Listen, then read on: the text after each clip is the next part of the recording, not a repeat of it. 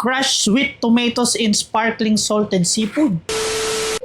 Magandang gabi, kuya. Anong ulam niyo? Ulam namin? Teka lang ha, in-order ko yun. Nakahaba ang pangalan eh. Pero talagang masarap to. Oh? Teka lang ha. Ayun, nakita ko na. Blanch green leafy veggie with crushed sweet tomatoes in sparkling salted seafood. Pusang gala. Ang lupit ng ulam niya. Mukhang masarap yan ah. Oo, talbos ng kamote at bagoong na may pinisang kamatis.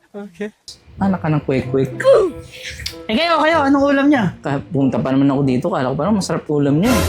Kami, ulam namin, fish fillet del El Niño Panotski. Del El Niño Panotski. What?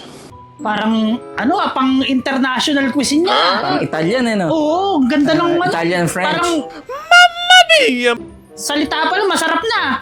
Oo. Sarap niya sa amin. Ano? Tuyo. Ngi.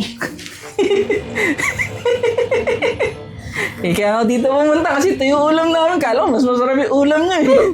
Parehas lang pala. Alang ya. Sige na, maghahanap ako dun sa Kakalakal. Baka mas masarap ulam dun. Sige. Balitaan mo ako ha. Oo, sige. Please like and share!